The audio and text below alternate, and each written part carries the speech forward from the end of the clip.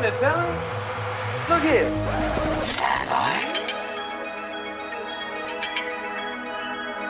One for C-Lab, two for Troy Eagle, three for Wolverine to round out the trio. In this episode, everybody dies. Broadcasting live from inside the Power Band, this is The Blah. In this episode, everybody dies. A watery death. Welcome to the show, folks. This week, we've got a delicious two for Hawat show as Benoit is off doing something else. So it'll be just the Slab and I. Yo. Talking about the... God, fucking year did this movie come out? Ahead of its time, Waterworld. Way ahead. So we're going to be talking about the 1995 cult classic to some, absolute disaster to others, Waterworld, starring Kevin Costner, Dennis Hopper, Gene Triplehorn, and a whole host of other people. We'll get to that. Chad watched the theatrical release and the, quote, Ulysses cut, and then I also only watched the Ulysses cut. We thought it would be fun to talk about the extended cut. I didn't even know it existed. So that's it. Let's start the show. High level, man. What up? What up? I proposed that we watch this because of how much shit talk we've kind of had about it. Yes. With your excitement of it over the years. You know, you're always like, that's like a Waterworld, dude. This is it's my favorite movie. Oh my God, I love it. And my memory of it is just like, it was just, yeah, Stop or My Mom Will Shoot levels of shitbaggery. And I'm sad to say that I enjoyed it. Like, it's actually a pretty fucking solid movie, dude. Like, I don't know how much shit I'm going to be able to talk, and I'm kind of bummed. I was really looking forward to shitting all over you and it and just having a shit fest. Oh, wow. A giant shit missile. Okay, right on. Keep going. Or is that it?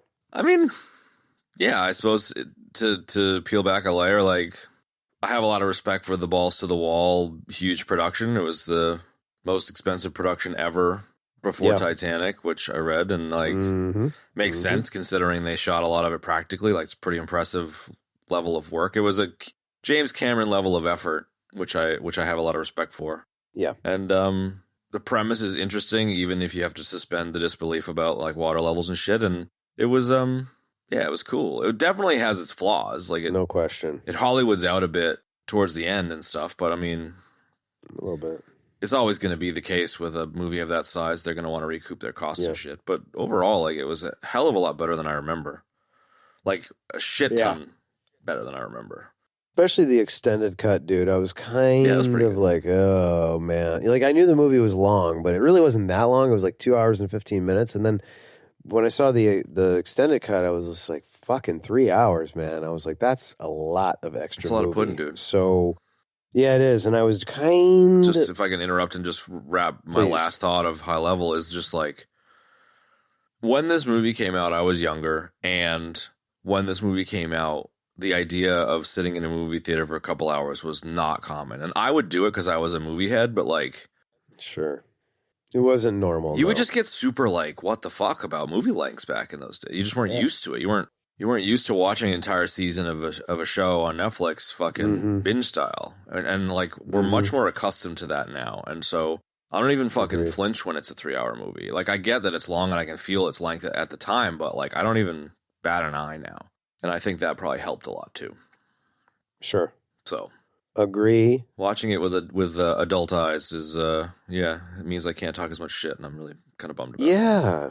Well, it was different, dude. It was a different experience. So to pick up where I left off, like, I was dreading, like, oh, man, here we go. Like, 45 minutes of crap in this extra footage. But it was exactly what... it was like lots of little bits.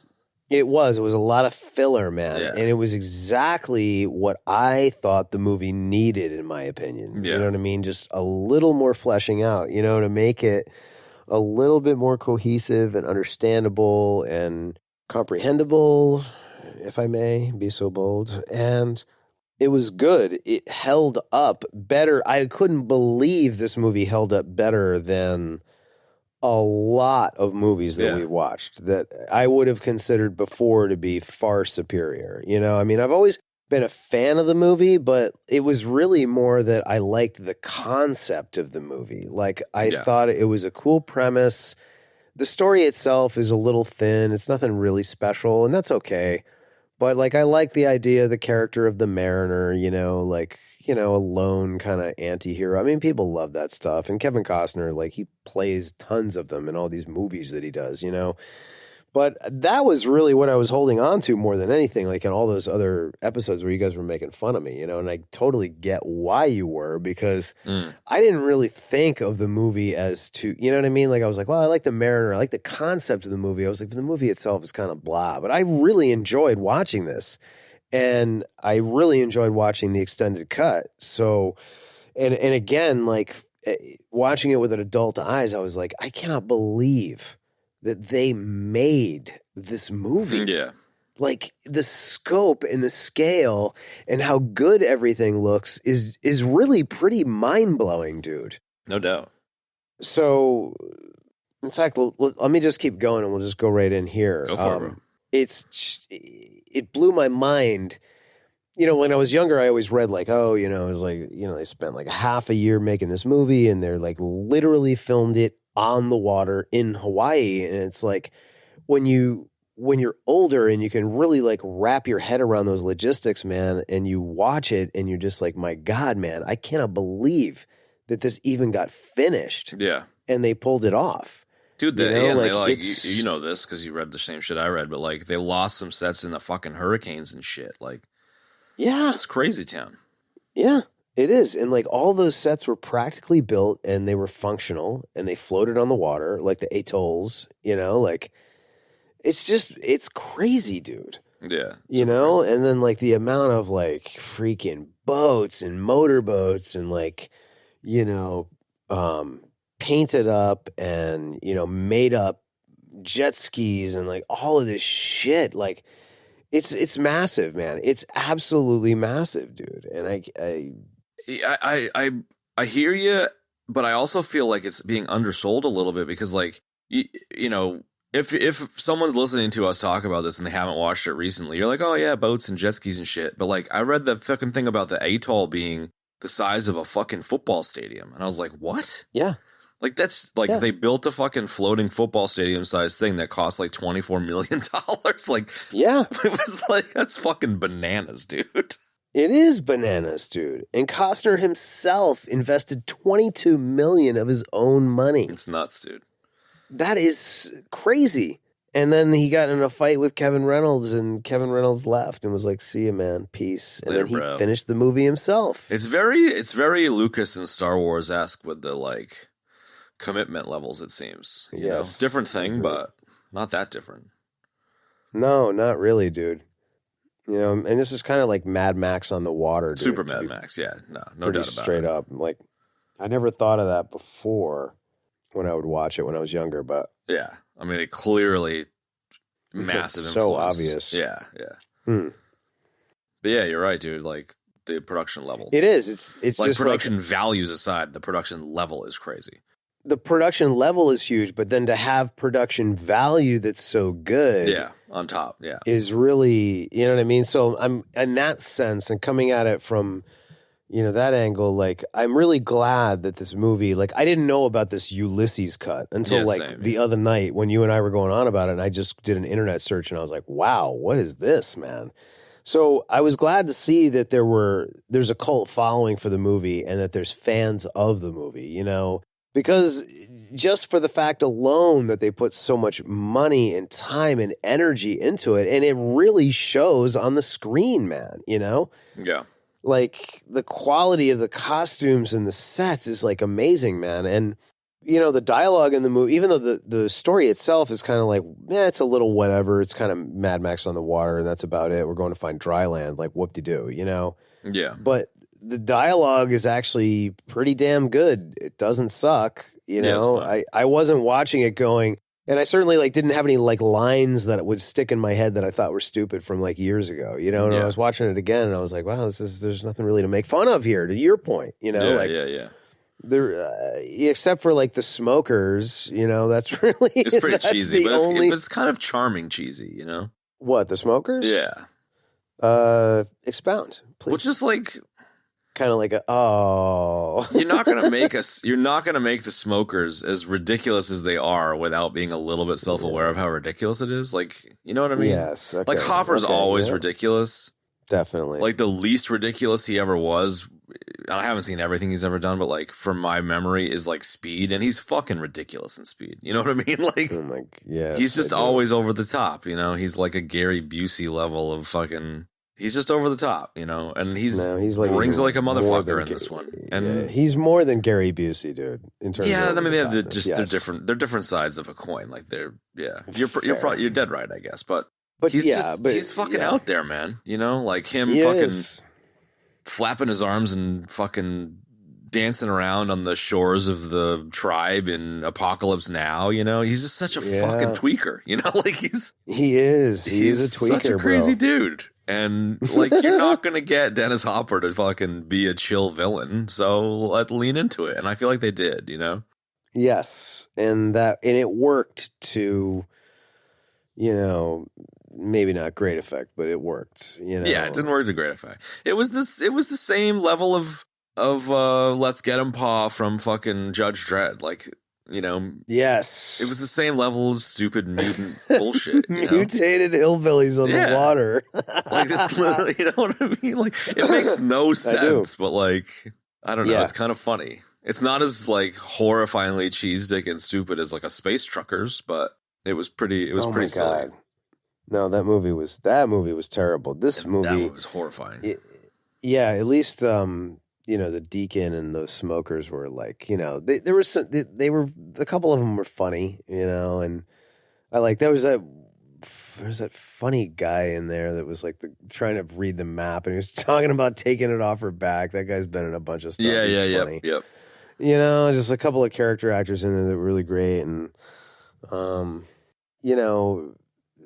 yeah, they are. You're right. They are ridiculous. The smokers are ridiculous and semi-self-aware, and it kind of makes for some amount of levity. Yeah. It might. I could posit that it might have made it even cooler if the smokers were a little different and not so goofy. Like more like the Fury Road version, because like I feel like the Fury Road baddies were very similar to the smokers in concept. Yes, they were better executed and a little bit more menacing than silly. Yeah, but you also got the sense from watching Fury Road that like it was like they were really like gross and diabolical, and that really came through in Fury Road. You know what I mean? Like these guys are kind of goofballs. You know what I mean? They're eating Spam and freaking smoking cigarettes and. It wasn't. It was Smeat, wasn't it? Well, yeah, it was called Smeat, but I mean, it was like I love that. Like when you watch Fury Road, you're like, these guys are like real scum. They're awful. Like for real. It wasn't like goofy like these guys. With the fake stupid golf ball eyeball and like But I think that's the point, though. I think that the smokers. This is going to sound dumb, but like in their purest essence, the smokers are the same diabolical, horrible people that the Fury Road is. But because of how silly it was, it didn't come across as that. It came across as kind of silly and kind of like, I don't know, hillbilly charming or something. But yeah, and Hopper is just kind of being Hopper, Yeah. So that I think that helped it along its way. He's such a tweaker, dude. But I don't know. Like if we can transition into like the negative side, I think that from my end, it's not making fun of how dumb the movie is, which I was hopeful that we could just kind of poke holes in it and laugh about and make stupid impressions. I think the weakness of the movie is the sci-fi story part. So like the going and finding dry land is, like you said, it's pretty straightforward. It's a pretty linear goal. Right. But the suspension of disbelief stuff is the weakest stuff, so like... Meaning what? The entire Earth is underwater, like, no. A couple hundred feet is as bad as it would get, so you wouldn't end up with a Waterworld. Okay, fine, like, let's not be pedantic fucking neckbeards about it. Like, I'll give the story that for the sake of seeing what they do with the universe, that it's all water, you know, like that's fine. But like you were saying, the dialogue is like reasonable, and it is. But I think the issue that I have is like you have hundreds of years in the future where people don't know what a lot of the shit is. You know, they don't know that a thigh master isn't a torture device. The right? They're like talking about shit like they know what they're talking about, you know? It's like they don't understand what any of the items that are under the water are, and they don't understand civilization, and they speak some pidgin English, but then they're like quoting fucking the Iliad and the Odyssey, or like, you know, they understand fucking latitude and longitude and sextants and stuff like that. And it's just like, right. There's a lot of stuff that just kind of like, half of it is they don't know about old technology, and the other half of it is they just magic the fucking solution out of thin air because. Yeah, wow, do you know that's what I mean? A good point. So that's kind of where it falls apart a little bit, but it doesn't fall apart to the point where you're like, this sucks. You're just like, I see what you're trying to do, but you can't have it both ways. And like that's kind of where it has its weakness, I think. Well, and the problem is that what you just said is ever present. You know what I mean? Yeah, so it's pretty constant. Basically a fragmented lore set. You know what I mean? Exactly. Like the lore is just really all over the place in terms of like connecting things together. Meaning like, okay, so you've got this fact, and because of A, then you have B. You know what I mean? And it's like it's not working that way in this. You know, like you said, it's like, you know, there's all these artifacts, right? Pictures. She's got the Ulysses thing that she reads, you know, and it's just like, how have you not figured out where? Like what happened? You know what I mean? Like, well, they got if there's the maybe just to interject a little bit, the theatrical cut doesn't have the only text and paper in the theatrical cut is the dude that pulls that weird set of Chinese instructions out of the cylinder. There's no National Geographics or magazines or anything. Are you sure about that? I remember the National Geographics when he sees a girl draw the horse in the theatrical cut, and then he goes and he checks the. Sorry, you're right. Like he goes and he checks it. It's not as much though. Well, no, he looks at the cover of it, or he looks at a picture, and so yeah, you're right. So like, what I'm trying to communicate is like, I know what you mean. No. Like, what I took away from the theatrical cut watching it this week was. They don't know how to read because there wasn't any text. And he was looking, he's like, I see a picture of a palm tree. And then I recognize that. And he pulls up the National Geographic page that's a picture. Mm-hmm. But in the Ulysses cut, he's like, you know, Jeanne Triplethorn is like, I take pity on you. And he's like, what's that word mean? And she's like, if you don't know, I'm not going to tell you, dick. And then like later he's like, I remember reading an article in National Geographic about pity. It opens it up. Do you know what I mean? And it's just like, if you're reading National Geographic, man, then you know more than fucking derp, I pee in a fucking jug and drink it, you know? Like, right. And then also, like, her just, like, you know, like, to sit and even explain a high concept thing, like abstractions like compassion and pity is, like, you know, pretty high thinking. And then...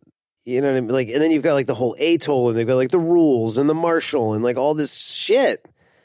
And like they know how to like, you know, keep the tree going and like all this kind of thing. But like, it just doesn't all line up. You know what I mean? I'm sort of agreeing and adding to what you're saying. Yeah.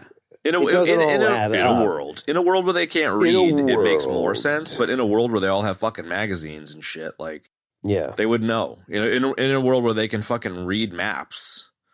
Right. But not only that, but then it's like, okay, well, if they really don't know, right, they're all just like sort of blissfully ignorant. Dry land's a myth, and we don't know where we are. We don't know how the world was created. And it's like, and then you got like Gregor, who's like fucking got star maps and all this shit. And he's like crafting all these fucking hot air balloons, dude. Like the hot air balloon in the lab, man, you know? And it's like, again, it doesn't all match up right. You know what I mean? Yeah. And then it's like, on top of that, could a ichthyosapien really evolve that quickly? I mean, I suppose it's possible. I mean... Evolution is about Yeah, it's essentially impossible. It's essentially impossible. Maybe it's like winning the lottery, dude. It's possible, but you ain't winning the fucking lottery, mate. I don't know about that. I mean, evolution is about generations. So when you talk about insects, it's like they can evolve very quickly and adapt because like their generations are short and they have massive amounts of offspring. You know what I mean? Human change is like we're talking dozens of thousands, if not hundreds of thousands of years, Yeah, I suppose. Although, you do hear stories about people adapting to their environments. You know what I mean? I mean, sure, you've got like the compact, you have the compact physical structure and larger lung capacities of like high altitude people in the Andes, for example. But that's thousands of years. What about, sort of, but what about like the free divers? Like free divers like train... Sure. To extend their lung capacity. I'm not, dude. I don't think that their bodies change. I just think that they are able to maximize the capacity of their existing biology, as opposed to like an Andean who, over thousands of years, kind of becomes compact and larger lung capacity. All right, I guess I am definitely shooting at the moon here, but in even suggesting that it's possible that it could happen in that short amount of time. But people do adapt to their environments. In reality, it's probably not possible. In an imaginary world where you can suspend disbelief, okay. Well, fuck yeah, bro. Of course. Like whatever. It's a sci-fi movie. Like who gives a fuck? Of course, and I did to stick on that for a second, I did like that the Mariner was an ichthyosapien. I thought that was a very cool concept. I was like, wow. Even just from a basic story point of view, making him more of he's, like the loner in a movie is attractive for a moviegoer, but the outcast loner is even better, like he's an outcast. Totally. So like it totally makes sense. Like it just dials up that level and of it works, strobiness, but it's great. Yeah. No, it was really cool. And it was a nice element too, this idea of a mutation and people mutating, and adapting to their environment. But again, I think the flaw of them, I feel like you kind of discovered the flaw of the movie is that like the lore is so disjointed. Like in terms of world building. But it's not quite there. It's sort of close. It's kind of like the 6-pack is there, but the little plastic thing that holds it all together, all the cans together, is not there. It's choking a fucking fish in Waterworld. Yeah, exactly. It is. It's choking a fish in Waterworld. One of those giant weird crocodiles. You know what I mean? And again, those crocodiles things were like, another how example. did that evolve? Yeah. How did that evolve so quickly? Yeah, because you're talking about a mammal that would be like generations, right? So I think that the world building, the lore is so disjointed. You know what I mean? It's not connected enough. And I think what? I was just gonna say, you make a good point with the crocodile thing, because like in a world where the ice caps have melted and Mount Everest is the only thing sticking out, like maybe this is 100,000 fucking years in the future. But if that's the case, there's no National Geographic kicking around, like dude, none of that stuff would have survived. So that reinforces what you're saying now. Of like, if it's 100,000 years in the future, if it's like fucking what's the Tom Hanks movie, the Cloud Atlas? If it's way into the future. Then all the fucking artifacts are non-existent as well. So yeah, it further reinforces the lore being the weak point. Yes, it does. It's too many things don't add up. We don't even know that it was Mount Everest. That could have been something. How? Were you driving? The last fucking 10 seconds of the Ulysses cut. They look at their feet and there's a fucking plaque that says, "This is Mount Everest." Oh, fuck. I missed that. Shit. Obviously. We didn't know it was like they stand on a fucking plaque, man. I didn't see that, dude. It couldn't be like they just fucking slapped you across the face with "It's Mount Everest," which I thought was a bit eye-rolly, but fair enough, dude. Wait a minute. All right. You need to eject and fucking look at how ridiculous your statement just was. I am ejecting. I'm ejecting. But was it Mount Everest? Well, I'll tell you what. When it got to the end, I started doing something. This was the other night, and I missed that because I wasn't looking at the screen the whole time. That's really funny. I'm glad you're amused, as always. I mean, come on. Did you look at the map? You need to eject it. I need you to see it because it's too funny. I am. I'm watching. Okay. So I got the movie on right now. I'm trying to find the bit with the plaque. Where is that? Is that like after he finds his little boat and he's like, I'm out of here? Yeah. Oh, it is? It's just before the credits, I think. Oh, there it is. Fuck. It is. You're right. It makes your statement quite funny. Hold on. Holy shit.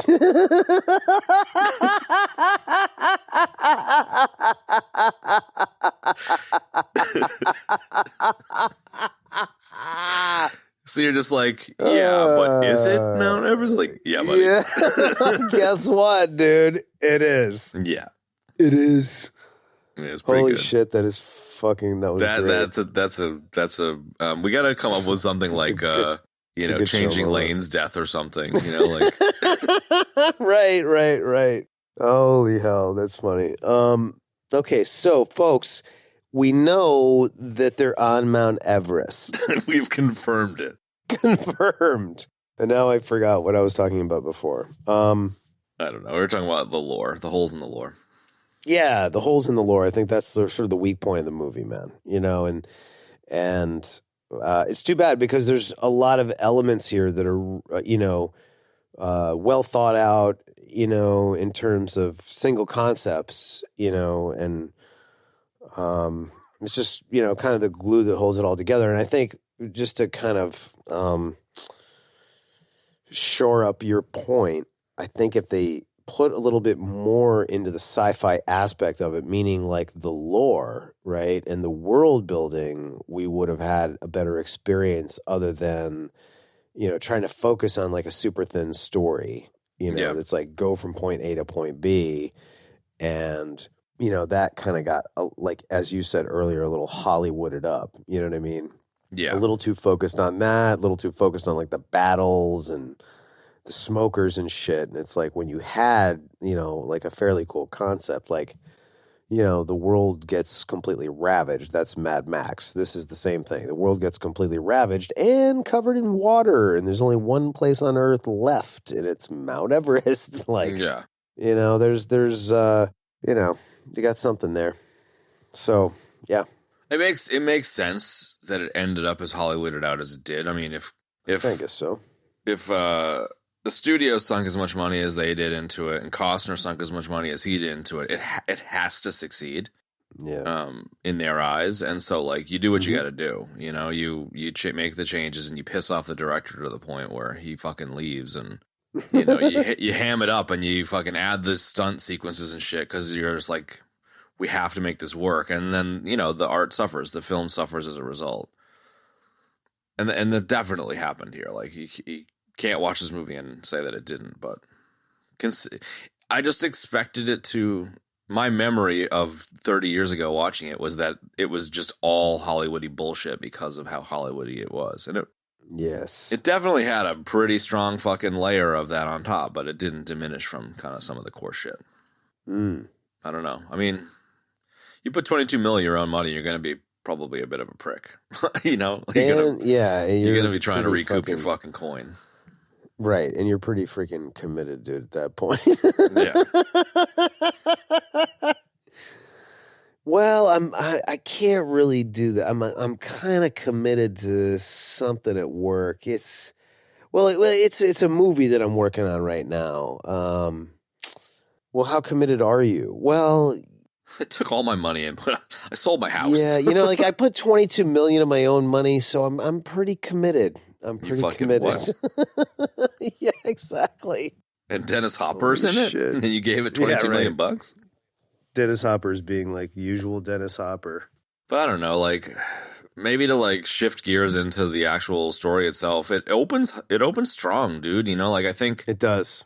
Just speaking of the sci-fi stuff, his boat was like such cool. It's like the spinner in the Blade Runner. It's just like such cool, iconic. Yes. Tech for the particular setting. Like it opens strong. He's like on the boat all by himself, water horizon to horizon. He's fucking pissing in a jug and pumping it and drinking it and flipping around, fucking pulling up sails and tweaking shit. You're like, okay, I'm this is weird, but I'm into it. there's a lot of solid. parts they got right, and I agree. Yeah, the opening is super strong. It's like that cool drum music comes in, and it's like the fucking open water, and there's like the trimaran is just a speck on the water. We kind of zoom in and we get into the mariner and what he's all about and what he's doing. And you're right, it is very cool. It's like, I don't know. For me, as a kid, certainly the boat sold it for me. But even just now watching it, it's like the boat it's cool as shit, man. I guess maybe just because it's practical and because it has some like Rube Goldberg shit going on, like the windmill thing, and then the sails kind of go up and it like blows that dude away who steals all the limes. He's like, whoa, what's that fucking shit? Right. It even impresses in-game characters, Yeah, 100%. And it's also like, it's not just the boat. I mean, like the boat itself is cool with the nets in between all the different, what do you call those things, man? The pontoons, right? Yeah, trimaran and stuff, the hull. But it's like the way he works himself all over the boat, man. He is like jumping and swinging all over that fucking thing. Yeah, like he's doing it like he looks literally like he's been doing it his entire life. Yeah.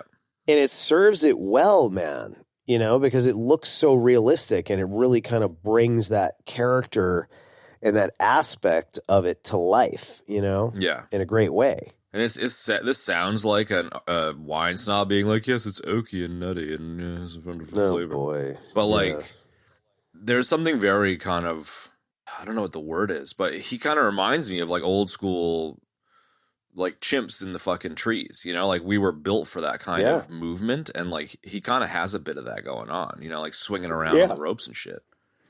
Which is even more ironic because he's the ichthyosapien, and you would think that he would be, the water would be the place that he really excels, and he does. But and I could even make a strong case to your point from before that they didn't lean into that hard enough. Yeah, man. sure. Like that in and of itself, it's like, well, they should have done more with that, know?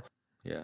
But yeah, I agree. Like the way that he sort of swashbuckles around that freaking trimaran is awesome, man. I think that's what really sold me and why I loved, like, fell in love with like the Mariner and the concept of the movie, for all those years.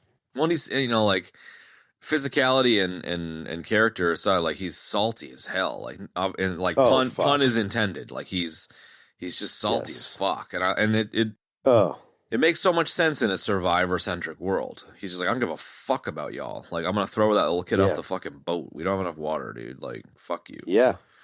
And you don't get that cruel world many times in movies. It's always like the lovable rogue who just is misunderstood, and you're actually going to fall deeply, madly in love with him because he's actually a really nice guy. It's like, shut the fuck up. It's such a cutthroat environment, and it fits perfectly. It does. And he's pretty ruthless, man. In the beginning of the movie, like from the beginning all the way, through when they escape the atoll, up until like the point where the smokers take the girl, like, they all kind of start to bond. Like he's ruthless. He's like, I'm just thinking, why don't I just pitch you two over the side right now? Because like, what the fuck am I doing? And again, the even more so in that Ulysses cut, like I actually think they could have trimmed some of the Ulysses shit out because I didn't think it did a good job servicing the story. But like the scene where he eats the tomato and licks it off the pontoon, that's not in the theatrical, for example.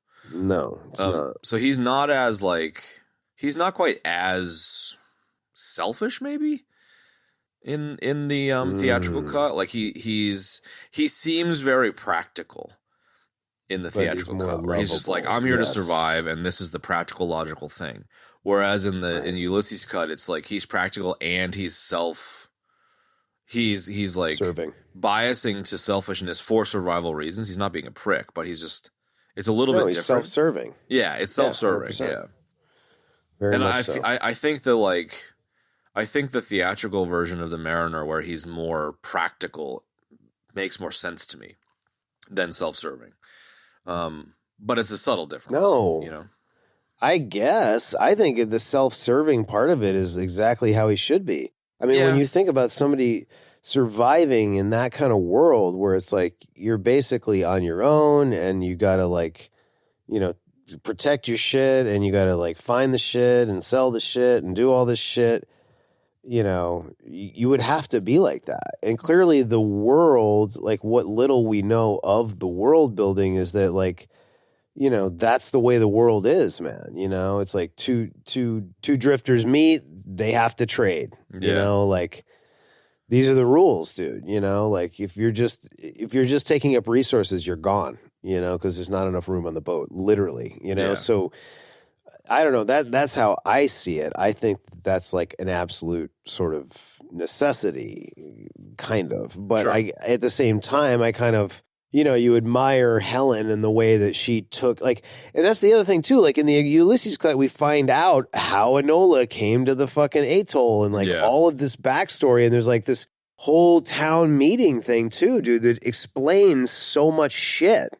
Yeah. You know, it's like, I that's what I liked about this cut. So, you know, circling back to where I was, Helen having that compassion, taking in the girl, even though they wanted to just pitch her and send her back out, all of that stuff. It's interesting because it's like, it's kind of the Hollywoody part that kind of sort of gets in the way of like this cool lore and world building. And then at the same time, like it works well with the story, and it certainly, at least in the terms of the way they interact with the Mariner and the way the Mariner interacts with them, you know, like, you know, they kind of, you know, show him that he has a heart. They do. Like that is the Hollywood thing, but they do. Yeah. It is. And I don't know if that was necessary or not, but I did. This fucking movie is exhausting. But the opposite, like if you play it out, so it's like, let's just like in a world where this movie is, I'm just gonna keep saying it. You want to just finish it though? In a world where the Mariner just takes them to dry land and fucks off. Like that's what the movie is. Then it's like she convinces them to find the dry land, and they find the dry land, and then the movie's over. Right. So like the fact that they unlock a little bit of his kindness towards them. You know, even without the Ulysses piece at the end where, you know, he says he wants to go find more people like himself, as opposed to him just literally just being like, peace. Because like in the theatrical cut, like they find land, and he's like, man, this is weird. And fucking smooches her and just gets on a boat and leaves. And no one says shit. You know what I mean? Yeah, like, I kind of dig it. I kind of it. like that. Yeah. But the bit where she comes and talks to him, and, you know, it's a little more Hollywoody and a little more like, I love you, you love me, maybe I'll come back someday kind of thing. Right. That's much more normal for these types of movies. And in both versions, the fact that they had a connection because they liked each other, as opposed to it just being like a fucking, you know, Uber ride on a boat is kind of, it makes sense. Like you need to have that a little bit. Yeah. All right. Yeah. Yeah, this movie is exhausting to talk about because there's just so many sort of, it's like a moving conundrum, you know what I mean? Like because you're right, there are parts of the Ulysses cut that I could see, like we need to start fucking doing some recuts. Do an EBD cut? An EBD cut, right? I'll do an EBD cut we've talked this, about, after I leave my fucking job in a few months. I know, right? We've talked about doing it before. True Lies comes to mind. There was a couple of others in there as well. But at any rate, like I agree with you. Some of the things in the Ulysses cut could have gotten cut out. You know, you could have trimmed some bits out of there. Just a few little bits. Do like, a few little bits. But I like, you know, to serve what we're saying. And I think, because we know everything, obviously. Naturally. And I think that I always did like the part at the end when, you know, they kind of find the island and they're kind of exploring around, you know, and then the Mariner's just like, I gotta go. He's like, I like the way he explains it. It's simple, and then he goes. It makes sense. You know, he's just like, it just doesn't feel right. I've been on the water my entire life. Yeah, right. And I'm half of I'm half Aquaman, dude. Yeah, I mean, like you're telling him, right? Like the fairy tale is the humans that didn't have land find land happily ever after. They're a family now. But that's not who that fucking dude is. Like, Yeah. He literally has evolved beyond humanity. Like, expecting him to fucking put up a white picket fucking coconut tree fence and fucking settle down is just not realistic, you know? And I like that. I mean, it sounds like what you're saying is the same thing I'm about to say. Is I like the honesty of it. I like him honestly being like, I like you guys, but this isn't me. Yeah. You know, like I'll come back. It makes sense, shit, but I'm not. Yeah, I'll send people to you or whatever. But like, yeah, I'm not. Yeah, this isn't me. He is one with that boat. Like the boat obviously is fucking burned down and shit, but it was like an extension of him. It was, absolutely. And they were so completely synergized, him and that boat. It was great. And the boat, I agree, just to go back to the boat for a second, like you started talking about this before, like the boat itself is so cool. I mean, I don't know if any of those things are real because I really don't know shit about sailing. It was a real boat. They actually, live on Nantucket. I grew up in a fucking place that, yeah. I know. We grew up in like Sailing Central and none of us know any of it. That's funny, but yeah, they made like two. They made a race version of the boat, and then they made the like fancy Rube Goldberg version of the boat, and it's 100%. That was 100% functional to the way Kevin. I think you probably just saw this. Costner went out for 3 weeks on that boat by himself. What? Yeah. He went. I mean, he went out on the boat with the fucking windmill and the mechanical sail, and he sailed it out in the ocean for 3 weeks. What the fuck? He didn't even come back for 3 weeks, really? That's what I inferred from what I read. I mean, maybe he had a support boat or whatever. That is what I inferred. Well, I don't know. I mean, like he said he took the boat out for 3 weeks. No. Maybe he took the boat out with a couple of other boats like trailing him or something. I don't know. Probably. Yeah, maybe. But dude, there's no better way to learn become one with the boat than to go out and do exactly that, man. I mean, I've known people that like enjoy sailing and can and would take boats out for multiple days. And so let's just like in a world where Kevin Costner actually knows how to sail, he takes it out for 3 weeks unsupervised. In a world where he doesn't know how to sail very well, he has some support boats following him, and he still goes out for 3 weeks, and people help him out. Sure. In either circumstance, he's out on that boat for 3 weeks, and the boat's working. You know, like that's pretty fucking cool.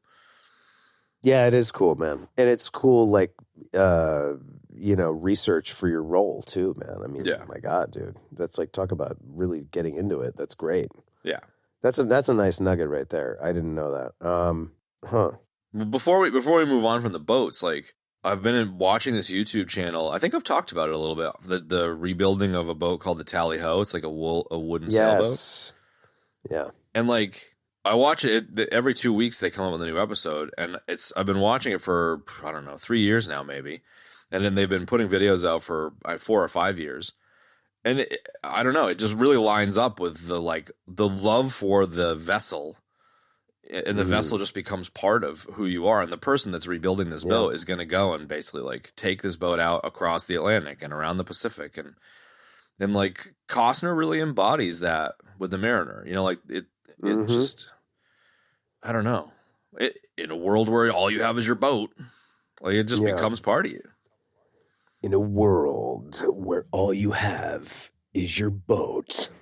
Like it's kind of, there's some scenes where like after the atoll gets blown up, where they run into the people out and about, and it's just like 4 little shitty dinghies fucking roped together, and it's like there's nowhere to go. Like what the fuck are you eating? I know. What are you eating? What are you drinking? Know, right? Exactly. And they're like, "Oh, we'll rebuild. We always have." Rebuild with fucking I'm like, what, dude? Like, exactly. I was like, "Out of what? Icicle castle or some shit?" Like, are you hoping like some shit's gonna float by or what? I mean, like, Jesus Christ! Like they don't. Yeah.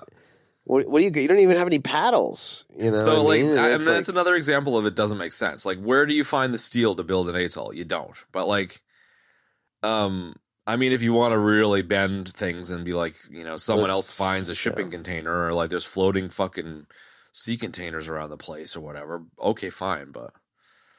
Well, even like when the Mariner goes to the store and he's like, well, do you have any wood? Yeah. Do you have any? It's wood? Like, what the fuck would that even come from, man? Yeah. I mean, you're talking about, you know, 2 drifters meet, they have to trade, and there's boats, right? So I guess maybe people salvaged from other boats that were adrift. Like, I mean, I suppose you could postulate that when said polar ice cap melting event happened, the boats of the world just kind of floated around. I mean, sure, but like not wood ones.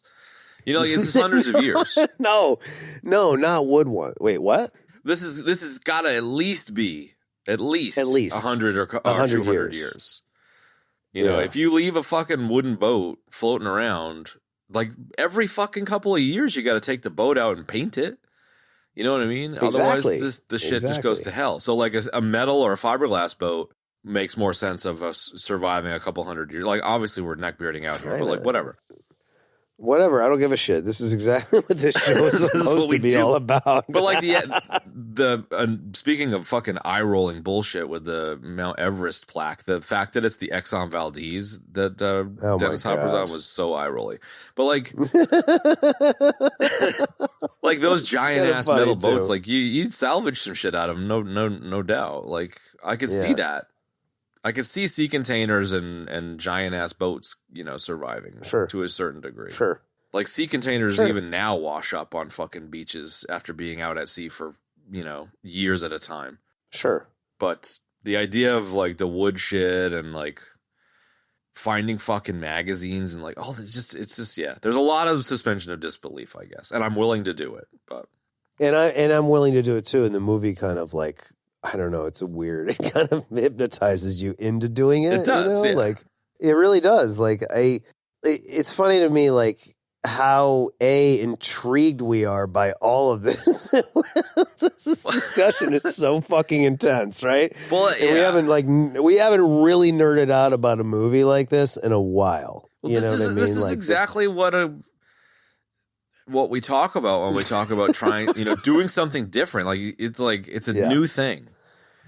Yeah. At the time, certainly. It's like it's trying to create a new world, and whether the world is believable or not is, we're clearly debating here. But if you create a science fiction universe that is so foreign, it becomes totally unrelatable.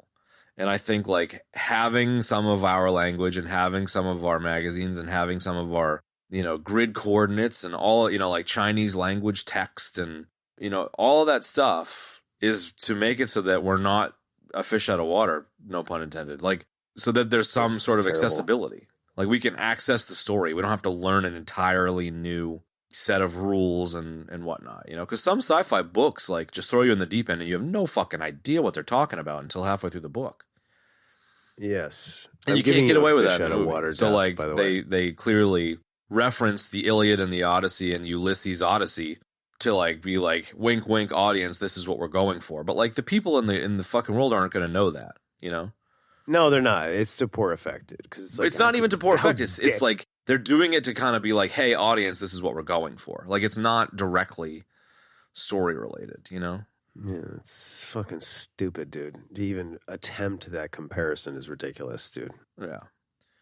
So, but it makes sense. It makes sense that she, like I don't like that he gets a name in the Ulysses cut per se. Like I don't particularly care, but like he is what was his name? is Odysseus. He is Ulysses.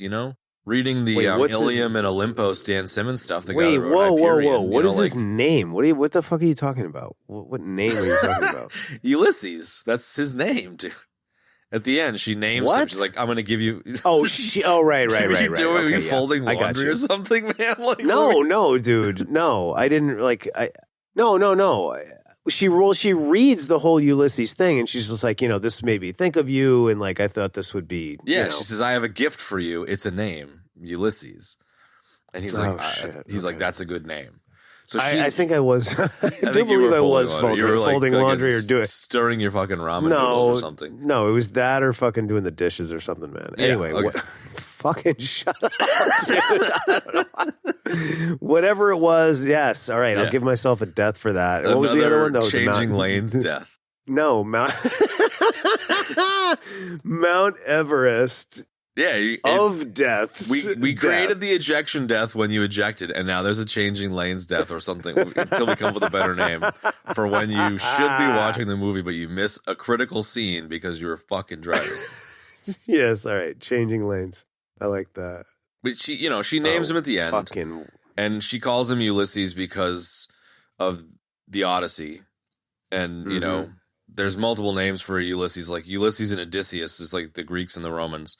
And so I've recently reread Illium and Olympos by Dan Simmons, the guy that did Hyperion. And Odysseus is a main character in that as well, in both the past and the future. And like, there's obviously a romanticism of Ulysses and the Odyssey. And it makes sense that they draw that comparison here. Because, like, on the one hand, it's filmmaking, so there's going to be, like, literature references. And on the other hand, like, he is literally going on an Odyssey. He's going to go find his people and stuff. So, like... Yes. The inclusion of that is for the audience. Like, the believability of it in world it's not believable that she's reading the fucking Odyssey on her jankety ass fucking atoll house in between being a fucking bartender at the local saloon, like she's not reading the fucking Odyssey, you know what I mean? Welcome to my jankety ass atoll house. Her best friend, Mr. Noodle from Sesame Street, building hot air balloons. It's funny, man. Wow. Diatribe over, but you know what I'm driving at, like. Diatribe, dude. That was a fucking straight up rant, baby. It was a triatribe. That was a tri-Miranda tribe. It was a triatribe. I like that. Yeah. I gave us a couple of deaths in there. FYI. And it was a great rant, dude. Yeah, wow. I had not watched anything that we've done that has really made me freaking nerd out. Yeah, well, think so much about the material as this. Yeah, it's been a while. Yeah, it really has. And I like you. I was going to say this a minute ago. I'll say it now. You guys, as I like to say, made a good bit of sport of me and my relationship with this movie. But again, it was really about the Mariner and the concept, and there were a lot of things I didn't like about it. That's probably why I haven't watched it in quite a long time. And I'm pissed that there wasn't enough to make fun of here, because I was okay, scalpel in one hand and then in the other hand, whatever, and ready to do some eviscerating on certain parts of it, dude. But like, I'm kind of pissed at how much I like this movie. yeah, exactly. From the guy who's like gushes about it constantly. So, well, the guy that championed us watching the movie in the first place, I guess. It is kind of annoying. Like, and at the same time, I like being pleasantly surprised, and I was really pretty pleased with this extended edition of the movie, and I thought it really made the movie better. Sure. I mean, this it really edges into classic territory, at least in a sci-fi. Like, it's really close to being a sci-fi niche classic, Like, it's niche as fuck. I don't think it's really close. I think it is. I think you're right. I think it needs to be in the annals of, like, any movie that's like endured for this long and has a cult following, dude, and like there's a secret fan edit that's like the original Kevin Reynolds edit, and it's like, I mean, when people are going to that length, man, I mean, you've got something there. And then for us to watch it, and me being kind of partially on board and you being just like a straight up hater, man, the two of you guys were just like, yeah, whatever, dude. And like now we're both like really into the movie. Like, that says a lot, man. So I think it does deserve to be in like the pantheon of like certainly great, like, you said niche cult films, at the very least. It's definitely a cult film, but I feel like it doesn't hold a candle to like a T2 or an Aliens or whatever, but it still like has a hell of a lot. No fucking way. It has a hell of a lot of stuff going for it that I didn't recall, Yeah, and I think too, watching it now versus, hang on a second, what the fuck? Oops. Oh, there we go. What are you doing? It is a fucking death right there, bro. Holy shit. I was sitting here for the last half hour being like, why does this sound so weird? Because I got my cans on, like I always do. You do have a nice set of cans. And I'm like, something sounds... That's a fucking dead. You're dead. That is so dead, dude. You are so dead. I just realized that I had the mic was like turned like half of 45 degrees in the 22 and a half stand that I use and hold. Yes. And I was like, oh, that's why I sound so weird. There you go. Let's see, what do I call that? Improper equipment use death. My death is a nice tits death. Yeah, yes, it is. There is a lot going for this movie, and I think the production value and just the scale of the production and the amount of energy and effort that they put into this. The fact that it was just shot on water, really is working so well for this movie. It's amazing that, because I had read in the past, like, the vitriol about this movie, not like from fans, but like the people that made the movie, like how difficult it was. Like, human beings, the two things they hate the most, and this is why Navy SEALs train in cold water, because humans hate cold and wet the most. And it's like, to be constantly working as an actor in one of those two things is, that's a lot, man, No doubt. and everybody was like super committed. And you can see it in the scenes, man, and there is a lot going for this movie. It really does. No, it's not a T2. It's not a Mad Max. It's not a Road Warrior. It's not any of those things, but it definitely has its own spot. I feel like it's earned its own spot, Sure.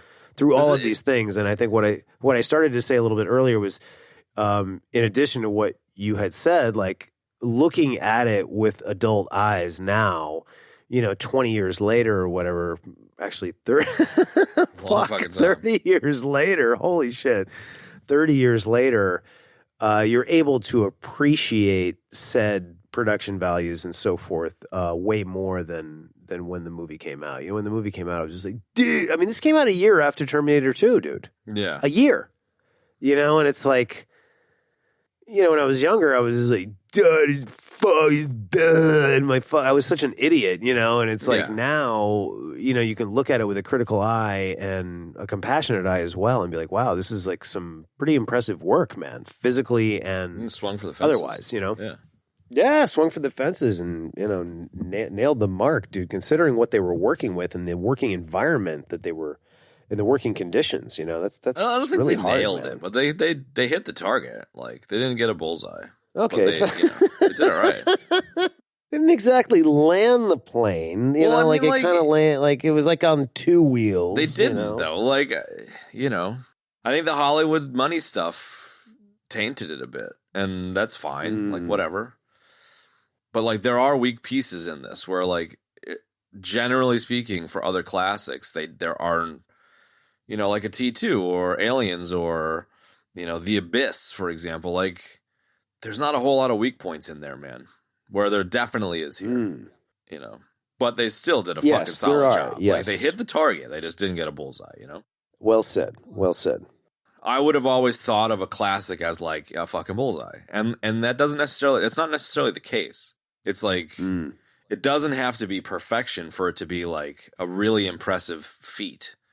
And I think that pulling this off to the level that they did is impressive enough to call it a classic. And the classic is like, the analogy is like, in a room full of fucking rocket scientists, geniuses, or like fucking Einsteins, and then there's like a really fucking smart person in the room, like, they're still really fucking smart, like, they're just not geniuses, like, it's not T2, but it's still pretty fucking good, Yeah, I agree. I agree. So, That's like, well I don't know. I just have a lot more respect for it now, which I'm pissed about because I really wanted to shit on it. But yeah, it's an impressive feat. And I think, like, just like you said, the cold and wet being horrible and the practicality of football stadium size sets and like hurricane fucking destroying sets. Like, you probably saw this, like, the slavers are referenced in the movie and you never see any. And there was a whole fucking subplot about slavers, but they cut it because the set got destroyed in a fucking hurricane. Like, it's crazy. Oh, wow. That is crazy. Like, it's nuts. How hard the production would have been.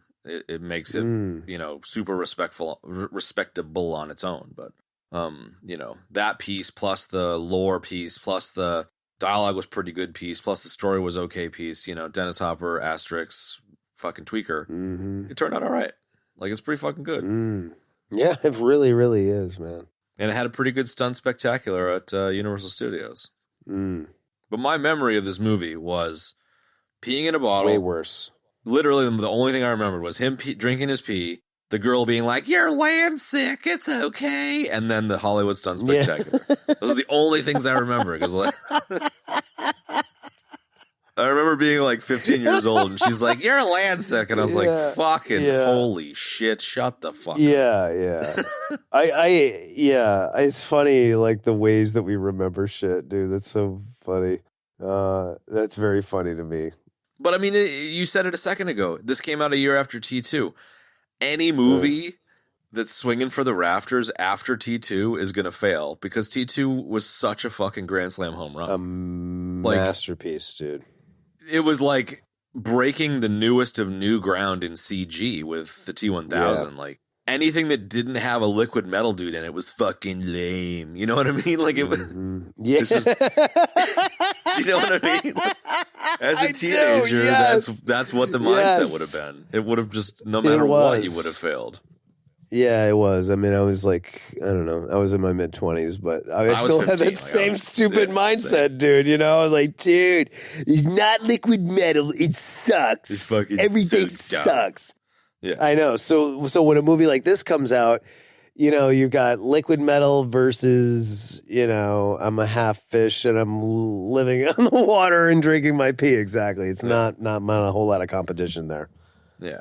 But with time, I don't know, you know, this is a really weird analogy, but you know, like back in the day when you're in high school or something, you're like, dude, you're a senior, you can't be dating a freshman. Whereas like nowadays it's like a 4-year difference in age. Like who gives a fuck? You're like, I'm 35 and she's 38. And it's like, who cares? Yeah. But when you're in school, it's like a big fucking deal. You're just like, you can't date a fucking freshman. And this is the same thing. This is like, it was super close to T2. Our mindsets were really, I think, probably like in that space. And as time goes on, it's not relevant anymore.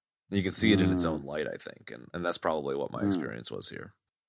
Yeah, and you know what? Let me ask you a question based on what you just said, because we've talked about this in the past with certain movies. Do you like Bloodshot was one of them? Do you think this movie is a victim of poor timing? Like if it had come out at a different time, like a year later with other sci-fi properties not surrounding it, do you think this would have been more than it was? Maybe. Like, right? Because Mad Max and Road Warrior definitely hit. I mean, to the effect that we even got a third film earlier, and then maybe 20 years later we get Fury Road. Yeah, I want to say that if this movie had come out earlier, it might have done better, but that doesn't really work because Costner wouldn't have been able to fund it considering he hadn't become a star yet, kind of blah, blah, blah, blah, blah. So all that shit aside, I think it would have done better had it not come out the year after T2. I think that's a reasonable thing to, you know, obviously. I don't know. No. He had already, but he did Dances with Wolves in 91 and he was already a megastar because of that. Yeah. And other movies, you know, like he was already he was a big star because of other films, but like when he did Dances with Wolves, that totally catapulted him into fucking Jupiter's atmosphere. You know what I mean? And Dances with Wolves and fucking The Bodyguard and Robin Hood. The dude was like cranking home runs. Oh my back in the God, day. That's right. Fucking Bodyguard. I forgot about that. Yeah. Dude, everyone was creaming their pants about that bullshit. Yeah, I know. Yeah, I remember. You and your obsession with neck beards is so funny. So I think to answer your question, I think it's reasonable to say that timing was a factor here for sure. Yeah, I think that's reasonable. Yeah. Because really, like, I mean, just all the everything we've explored in this conversation. We didn't think about science fiction the same way back then. I think no. Like in terms of variety, like you could even read books that were science fiction books, but I don't really think we all thought about science fiction the same way in the sense that like, oh, like this is really good science fiction. Oh, this is really good science fiction too. And this is really good science fiction. You know, it was kind of like, you were kind of like latched on to like one thing or another, you know, maybe, or a couple of different things. A 3-hour movie like we talked about earlier. Well, yeah, exactly. There's that too, you know, or, you know, being like, oh, like this is this really cool sci-fi about like the world being covered in water. And like, you know, it's like when you've got T2 and I don't know, maybe. I think you make Waterworld now, like Waterworld came out 6 months ago. I don't think anyone would have given a fuck about it. I agree with that too. Just because everyone wants the fucking Avengers saving the goddamn multiverse from the fucking spaciest of space Hitlers. Like the requirement to get ass in seats is just so stratospherically dumb now that I don't think you can make a Uber ride to a fucking mountain. You know, like nobody would give a fuck. No, and as a quick aside, I was scrolling through like my news feed on my phone while I was waiting for you to jump on, and a heading caught my eye, and it said Matt Millar, I don't know who that is, I can't remember who that is, some movie guy maybe, said that superhero movies ended after Avengers Endgame. Yeah. And I was like, the first thing that came to my head, I was like, yes, exactly. That is exactly right. I'm with it. I'm totally with it. Yeah, I'm with it 100%. Not to get on a whole cul-de-sac about that, but like, just because you sort of brought it up, no, it's bang on. I think, like, you know what I mean? Is this movie a victim of timing? Where the question was probably directed is, you know, plus or minus 5 years, would it have made a difference? And then, just for the sake of taking an extreme example, doing it today, it would have failed. So, like, by definition, timing is a huge factor, and I think it probably would have done better had it not. Like, as soon as you said it came out the year after T2, I immediately was like, oh, well, that's why I thought it fucking sucked. You know what I mean? Like, yeah, exactly. It's like a pre-Matrix, post-Matrix kind of thing. Like, there are some sci-fi movies that are like a major marker in time, and T2 is one of them. And I agree. Blade Runner is another one. The waves from that big splash would have still been, goddamn with the water analogies, would have been a factor here, almost certainly. I agree. And like we talked about the Matrix, like Mnemonic and like all of these movies that came out right before it, man. You know, and it's like the level of energy that was put into the productions there is no comparison. Yeah. Episode once 4, the Matrix Star comes Wars, out in 1990, changed the fucking world, like of that. Yeah. There's huge. Yes, markers. I agree. Yeah. Right, but like the Matrix, like in the movies that came out in and like around those other movies too, were just like, my God, dude, this is fucking terrible. And like Waterworld would have been one of those sort of satellite movies, really. I think so. Essentially, you know, in the sense that, not in the sense that like the production values were great and like all of that stuff was there. I think it really is more timing than anything. You know what I mean? But you're right. There's like those milestone markers of like excellent science fiction films, or it just changes everything. You know, and then I think you get to the point where you don't notice. It's not as clear what those major markers are until time goes by, and some of them, like T2 was obviously going to be a marker. Matrix. You know, it's the major, huge, mega, like, it's like, it's to take the Everest analogy. It's like when you see a mountain range, you can see what the biggest mountain is when you're looking at the horizon. And there are other mountains that are like almost as tall, but you can see the big ones. And I think the more distance you get, the better you can see everything, the better you can see the skyline. And like, the more distance that we get on some of these movies 20 years later, you can see the gems that were there that we might not have really seen or appreciated at the time, just because we were like in the middle of the fucking valley looking up around us. You know what I mean? Yes, I do. And I feel like that's kind of where I'm at with this, and kind of what we were talking about earlier. You were saying, like, you know, sometimes we revisit movies and they hold up and sometimes they don't. And like, I wouldn't say this is a hidden gem, but like, it's much more of a gem than I thought it was. Like, I honestly, like, this was more of a Demolition Man, Space Truckers, stupid-ass, dumbass movie for me, just in memory. Yes. And it's not that. Yes. You know? It's closer to an Abyss than it is a Space Truckers. And it's not as good as the Abyss by any stretch of the imagination, but it's, you know. No, but I agree that it's closer to the Abyss. Yeah. Yes. Like, it's a like, pretty in terms of where swing.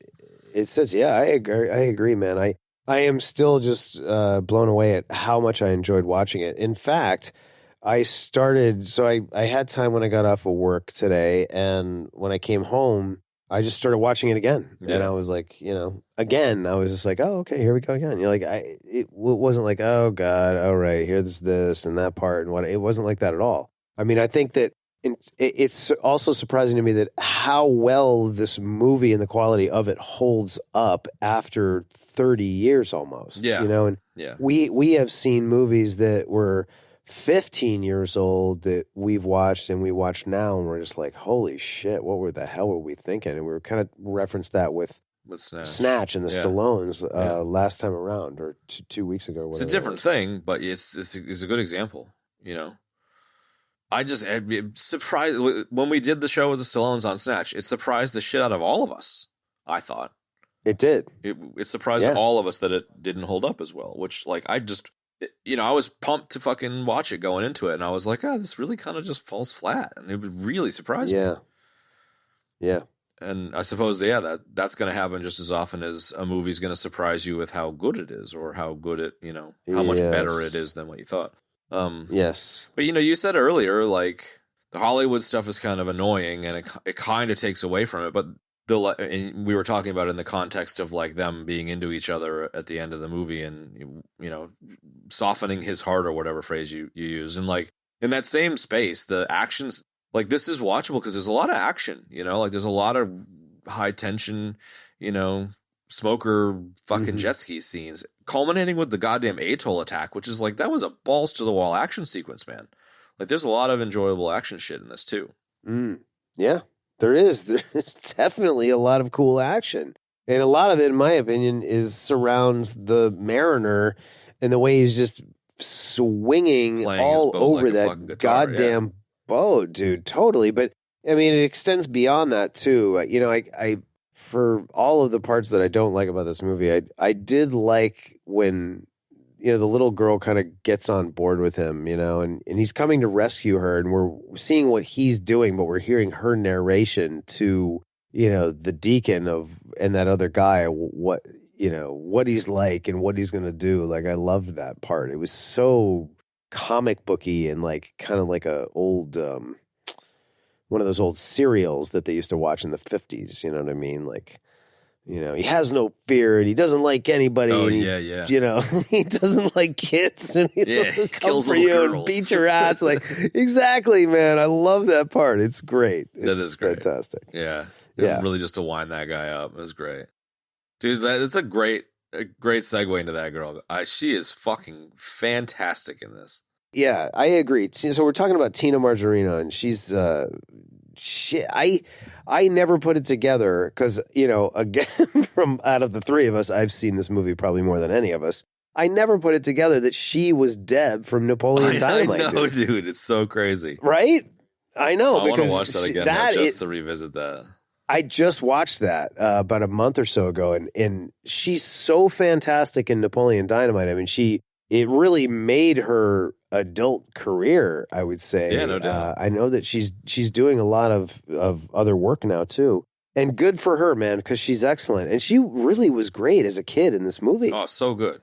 Like, and she for just the part has that so she much charm and was like the perfect little girl. She's just like like humming to herself. And, the scene where she's eating the fish and she's humming, and he's like, "You don't like this song, do you?" Like, just like the amount of just, I don't know, like, she's almost like Zen in her ability to channel what a young person is like, and it just it so unintentionally does soften the heart, like you said. She's endearing for sure, so super endearing.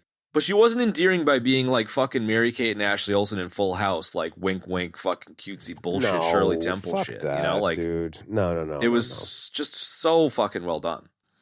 Yeah, it was, and the fact that because they say that like Helen reveals that, like, she washed, floated up in a basket. I mean, like, so completely unrealistic. The baby, fucking baby spends like 3 weeks fucking floating in the ocean.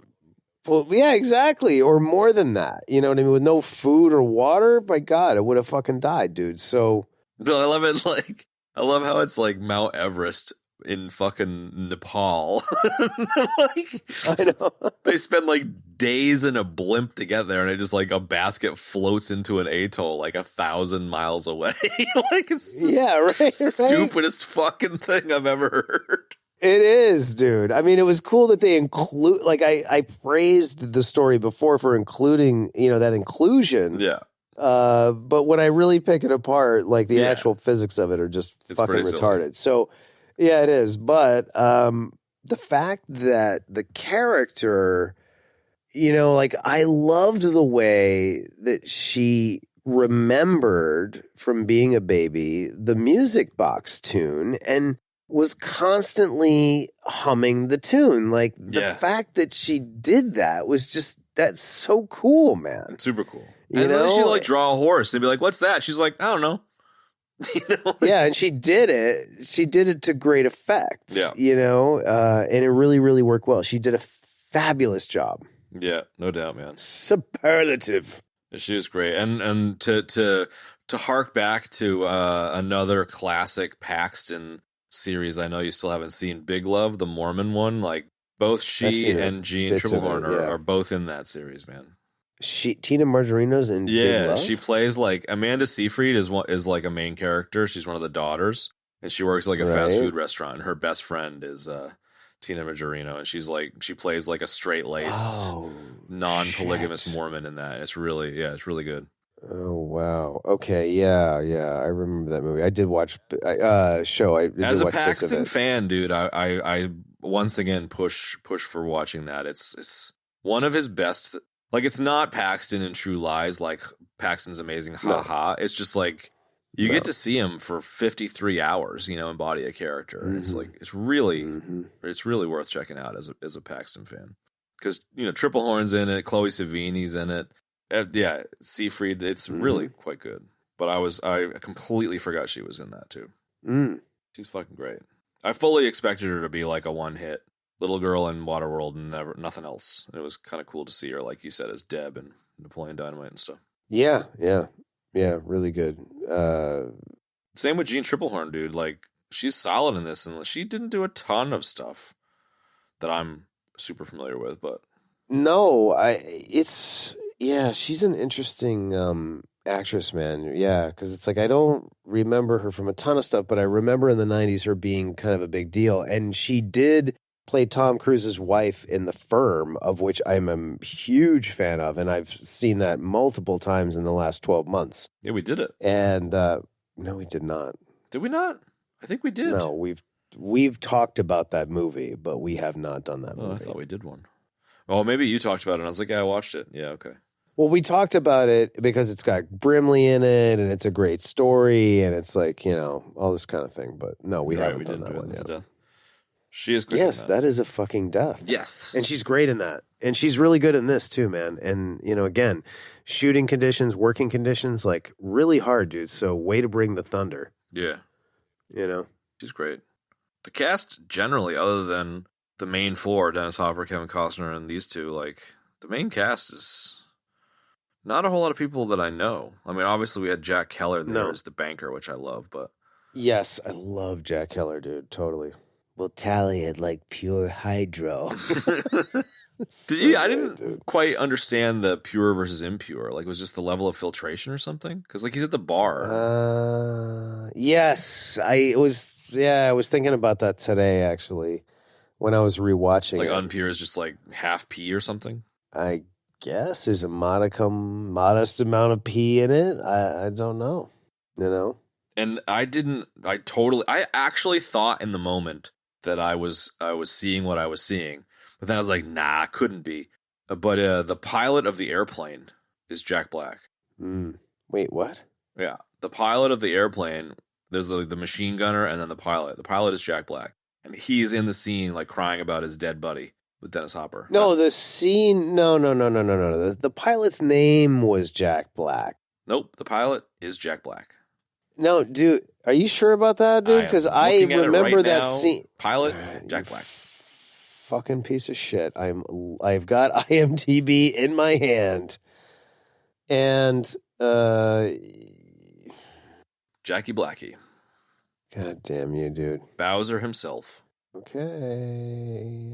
I don't believe you, but I believe you. I know, but I remember that from the movie, or like him calling him Jack Black or something, and I was like, wait a second. And I was watching the scene, and I was like, no, that's not Jack Black. I recognize his voice instantly. That's it. Yeah, I'm looking at it right now. It does not look like him at all. Like, what do you mean, like a clip from the movie? Like, I'm literally scrubbing it right now, and it does not look like him at all. It doesn't, dude, and he looks bigger. Like his frame is is huge. You know what I mean? Like his frame, he It looks is like a 6 foot. But he looks like a 6 foot tall guy. Like Jack Black is not a big man. He's probably 5'8", maybe. I mean, yeah, I guess it's him. I saw this and I was like, that looks like Jack Black, and then his mannerisms just didn't do it. But he's in the cast list. Well, I'm in the cast list and Incoming. WhatsApp. sorted by fuck Yeah, you. if you go to Waterworld, all cast and crew, you can just search for Jack Black. And Holy shit! Now that looks like Jack Black. Yeah. But he's hidden behind a lot of goo and a lot of hair. You know. Wait, hold on. Let me just. All right, whatever. Credit order. Shit. Still not even seeing him in the cast, man. That's weird. Yeah, all cast and crew in Waterworld. I did do all cast and crew, and he's not showing up here. Not that I don't believe you do. Oh yeah, there he is. Shit. Yeah. Wow. All right. Fuck, man. Fine. You win again. Fine. That thing you read off the internet, I believe it. Yes. Now I believe I don't know it. the cast. Like there's a lot of recognizable faces, like in the Atoll community, but like maybe it's because I recognize them from this. I don't know. Yeah. I feel like I recognized all of the elders, for example, but none of them have done much that I recognize overly. There's the Baron's doctor from Dune.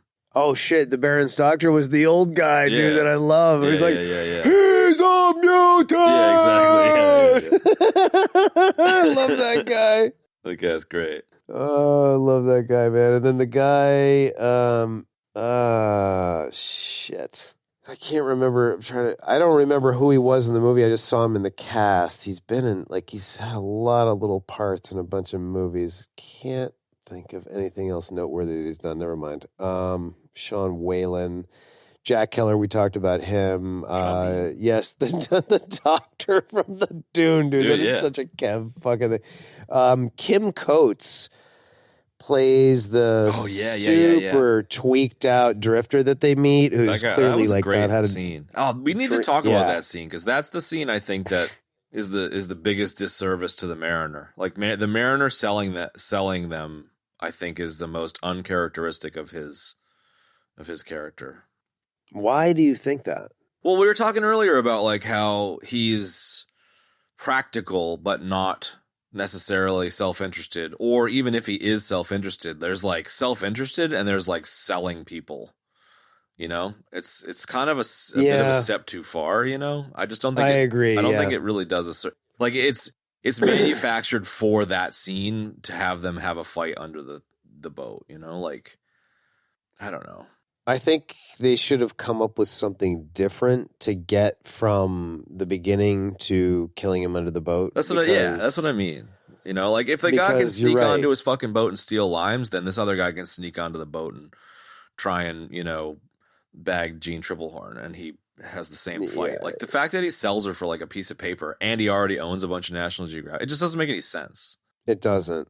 And it's weird, and it is too far. But I love the scene. I love the scene with the two of them. Well, the scene is great because Kim Coates is fucking great. Kim Coates is fucking great, man. Oh my god, dude! That is one of the most memorable things about this movie from when I saw it when I was younger. Yeah. You know what I mean? It was like his character was just so weird and so like he looked like he had been out on the water for freaking months. Oh, and you know what I mean? He sold it well. Like if you put, oh my god! I'm not suggesting that one puts oneself in that. You know, you don't want to put yourself in the situation, but like the guy like convinces Kevin Costner to sell, you know, sexual favors for a shitty piece of paper, and then he's like excited to have sex, like regardless of the fact that it's like a prostitution situation, and then to have it taken away. Like he's like, "No, motherfucker, I'm gonna stab you." Like the dude just flips out, you know, and like it.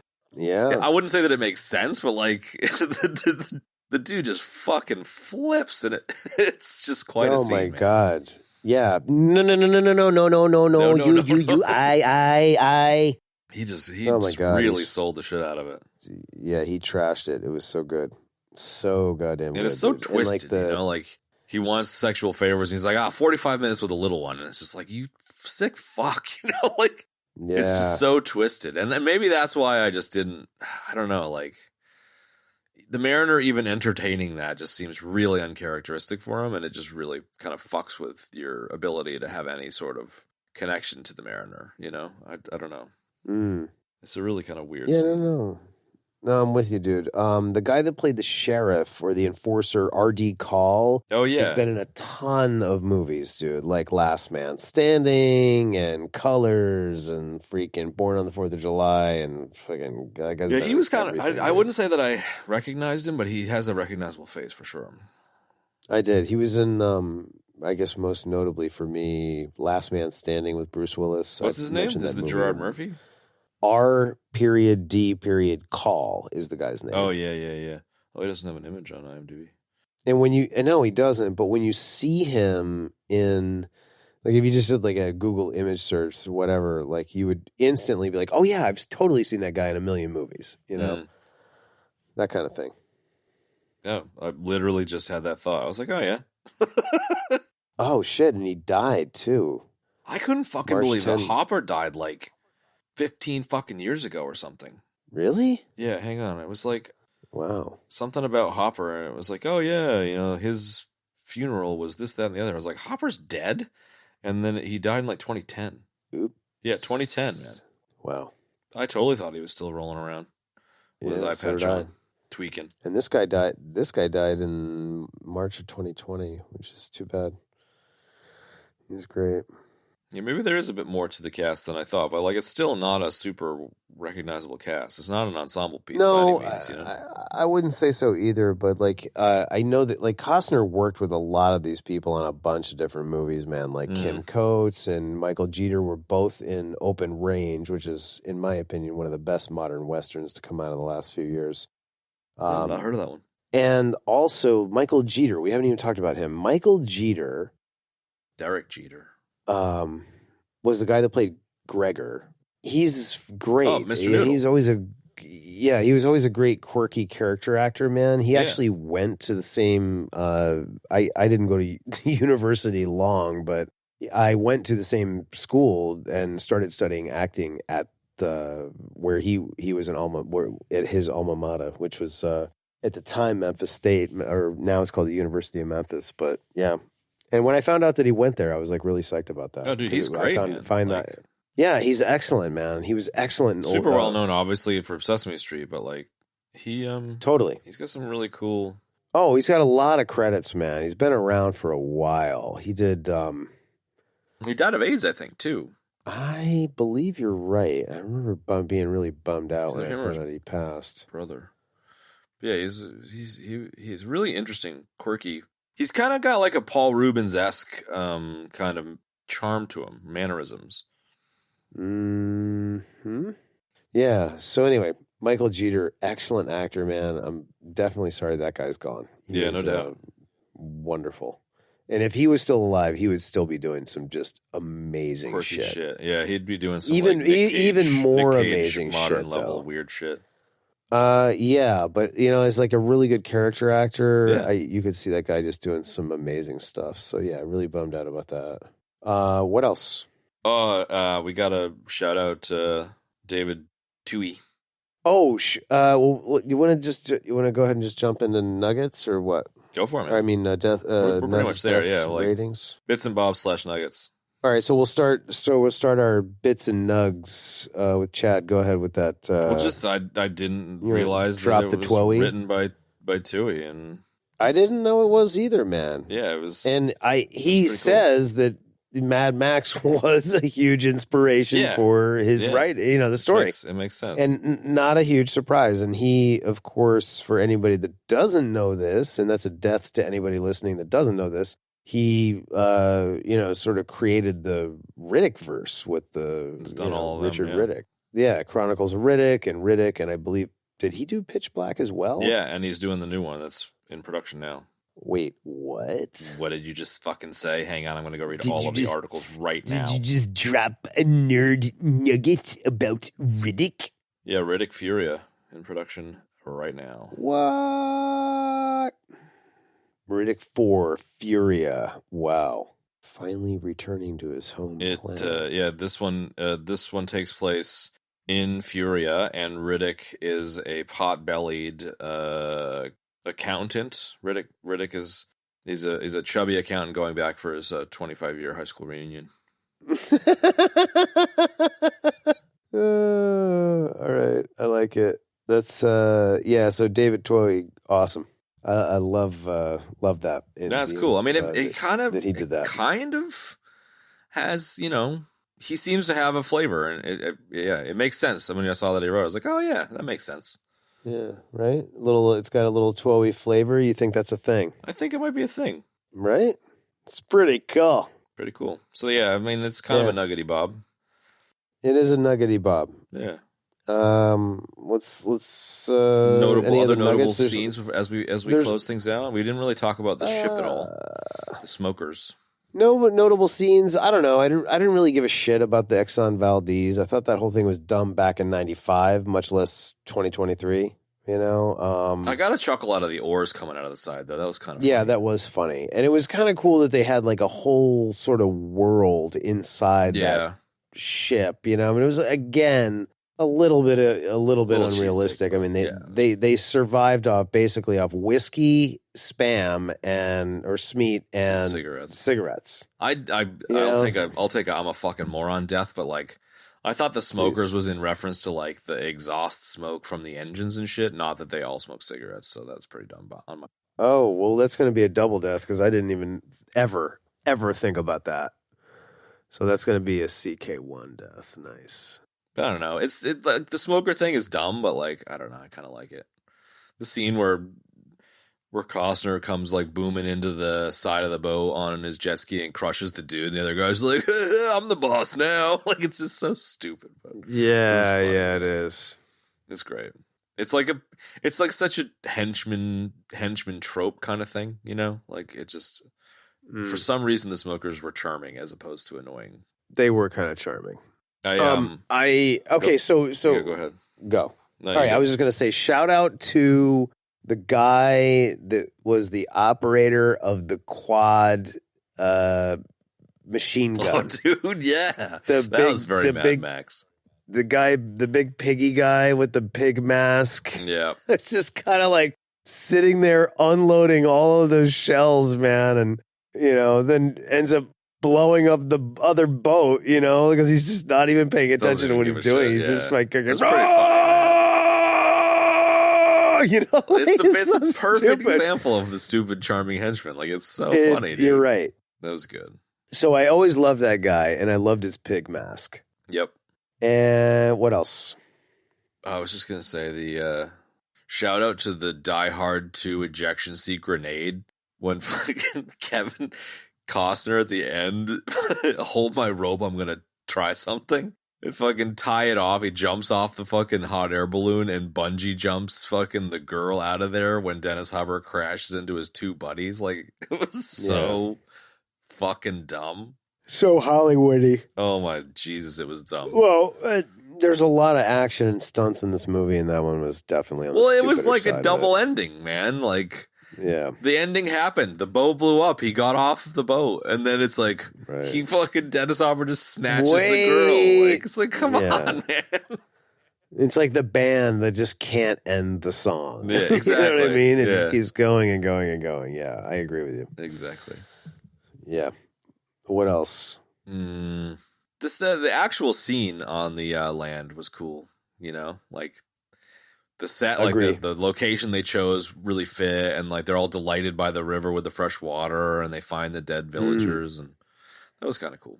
And it was also very like, because you really get like invested in the world, of Waterworld, and the grime and the salt, and like you can almost taste it, man, as you're going through the movie, and when they get to that part I remember then you see that stream of fresh water, and I felt the same way when I was watching it yesterday. I was just like, oh man, like a fucking no doubt, some cool fresh water. I was like, wow, yes, you know what I mean? Like it was quite visceral, man. You know, so I agree with you. Yes. Well, 100%. and you're talking about the salt. Like, I imagine that you've experienced that being on Nantucket and stuff. But you go out on, fuck yeah, you go out for a day on the boat, and you get like the little like the wake splash as you're going, and you get like all sunburned and shit, and you're just like a salty fuck with the crazy dreadlocky thing going on, and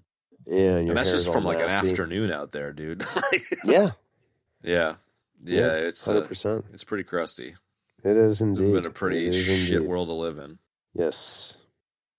Nuggies. I don't know. I read all the nugs and there just wasn't much interesting. There's some fucking interesting ones in there. 20 million pounds of steel out at sea kind of shit was kind of cool. Like that crazy. Yeah, it was. That was the best nugget for me, was just the set size and practical cool shit. I did like that stuff. There was a couple casting nuggets that I liked. Sam Jackson was offered the role of the Deacon, and he turned it down to do Die Hard with a Vengeance, which is possibly the second best Die Hard movie ever. Really? Dude, that movie is so good. The one with Jeremy Irons, really? Yeah, dude, I love that one. It's so good. Huh. I haven't watched it in a long time. I need to watch it again. Yeah, like I'm not ever gonna say something as stupid as it's better than the original, but it's fucking good. It's like Blade Runner 2049. Like, it'll never be better, but it was fucking good. Yeah, that should be like the sequel, the direct sequel to the first one kind of thing, right? I mean, we did watch the second one and we dug it, so like that, it did have something going for it, the second one, but just it's really good, dude. That's a really good one. Jeremy Irons is great. Yeah, he is. I never put together that Enola's name was Alone spelled backwards. Yeah, if that's actually true in terms of it being on purpose, that's fucking annoying. I always thought it was the Enola Gay. Wasn't that like an airplane or some shit? Enola Gay, wasn't that? Yeah, it was. Yeah, Amelia Earhart's or something? Oh, no. Okay, so also Gene Hackman, James Caan, and Gary Oldman were all turned down the role of the Deacon. Gene Hackman would have been pretty good. Like, I guess it's kind of hard to... The Enola Gay dropped the nuke. I don't know. It's weird. It's hard to picture them in that. Interestingly enough, I'll say two comments about that. I think in terms of things that they did lean into versus what they could have leaned into harder was the angle of him being a deacon and having these followers. They did not lean into that nearly hard enough. They did a fair bit in the Ulysses cut, though. They kind of talked some religious shit. A little bit more. But I think it would have been cool to have that religious angle. Now, interestingly enough, Gary Oldman played the sort of villain in the Book of Eli with Denzel Washington, which is a really cool movie. And that's that takes place like a, sort of beat up future, whatever. But Gary Oldman's character in that is a guy looking for the Bible so he can better control all of the people that in the town that live under him, man. Yeah, I remember which is kind of the same exact thing as this, It was fucking crazy. Anyway. Well, I think I've always enjoyed the post-apocalyptic style movies that it's a very rarely used trope, but using the religion of the failed society as a control mechanism. Like it's used every once in a while, like this, and just like we talked about recently, I was reading the Gunslinger, and there's like a crazy lady that preaches in the town and controls the townspeople through that, and like I don't know, my personal opinion about organized religion in general and Christianity specifically through the lens of history is like it's an excellent control mechanism for people that don't know, why things go bump in the night. Like if you have a society that can't read or write and they're all like out in the fields and shit, you'd be like, yeah, if you do good things will happen. You go to heaven. If you do bad things, you'll go to hell. Like it's a great control mechanism for a society of that level. And it makes perfect sense that when society falls back to a shitty post-apocalyptic, that religion would work again as a control mechanism. So I do like that trope. Yeah, I like that. That's cool. Oh, you're right. Here's that nugget that the entire slaver faction was written out of the movie when the set was destroyed. It's a shame because that was interesting to me. It's kind of like the Clone Wars and Star Wars. You're like, I wonder what that's all about, Yes, exactly, man. Like they definitely, this is. I like this. Go ahead. No, you like what? I was just going to say two things. Jack Nicholson was considered for the role, but considered too expensive. And Kevin Costner and Kim Coates became good friends after this movie. They made up. And then later worked together on Open Range and whatever. I did see that Gene Triplehorn refused to go near a swimming pool for like a couple years after this. Months. So I totally get it. Yes. I like that. Oh, dude, Gary Busey and Lawrence Fishburne also turned down the part of the Deacon. Wow, Larry Gary Fish. Busey, the pet judge himself, bro. Dude, Larry Fish kind of has a he kind of has a bit of a Deacon vibe in the John Wick movies. Wait, what? Larry Fish, he kind of has that like bombastic, crazy tweaker leader thing as the leader of the homeless dudes in the Wick series. I mean, a lot of those guys could have played a good Deacon, and they would have done it differently, but nobody could have tweaked it like the tweaker. How's your marathon of Gary Busey Pet Judge going? I was just watching some last night. Bro. Were you really? Because I was listening to this Stallone's episode, and I was actually going to message you and be like, we should do a mini-sode on one of them. Yeah, we should. We should. It's so dumb. Yeah, it's very dumb and it's very funny because it's so dumb. All right, more nuggets? Can we move? No other nuggets. I did what? see one thing that I suppose technically is a nugget where the director, what's his name again? Kevin Reynolds. Kevin Reynolds. Kevin Reynolds reached out to Spielberg asking him for advice, and Spielberg was like, "Do not shoot on open water," which obviously he didn't heed that advice. And like I just I think that's interesting. Like from how difficult the production was, James Cameron-esque level of crazy. You know, the lesson that one of the masters learned was don't do it. And he's like, fuck it, let's do it anyways. Like, I respect the, I don't know, the stupidity. I respect the willingness to do it, even though it was going to be hard. Wow. Yeah. I mean, if you ask Spielberg and he tells you should probably listen to him. Yeah, fucking A, man, for real. But it's kind of a nugget. You probably got a tally of deaths there, Holmes. I actually do. There's a lot. For a twofer. All right, so you started us out with the fish out of water death. Boop. Then I had I technically had this death before you, but whatever. I had the Mount Everest of deaths death. Dude, that was great. Also now known as a Changing Lanes death. And then I had the Ulysses death. And then I had the improper equipment use death for not using my mic properly. Then you had the nice tits death. You had we did the firm death. Yep. That was pretty damn funny. And then you and I had a combined CK1 death. Why the smokers are called smokers. Smokers are smokers, yeah. Which I didn't pick up on until almost 30 years later. Just now. How about that? We did it. Bodie McRateface. Yeah. This is a tough... This is 5.1. In between Mandy and Suicide Squad, the recent one. Wow. Okay. Yeah. I so enjoyed watching this movie. A 5.1 for you is a pretty damn good score. Yeah, dude. it's good. Like it's in the same space as a Roadhouse and a Running Man and a First Blood and Mandy. So like it's as normal. It's in good company. Right. I think based on that, I'm gonna go with a 7.5. I feel like that's pretty solid. That's reasonable. That tracks to my 5.1. I would say. Is that tracking to your 5.1, Chad? It tracks to my 5.1. Are we tracking that on radar? You got the beeps, the creeps, and the sweeps. Oh shit! I really liked Ben. we had a sort of a found rating the other night when Ben was talking about he was using fractions. Renfield, he's been doing carpentry ratings for a while now.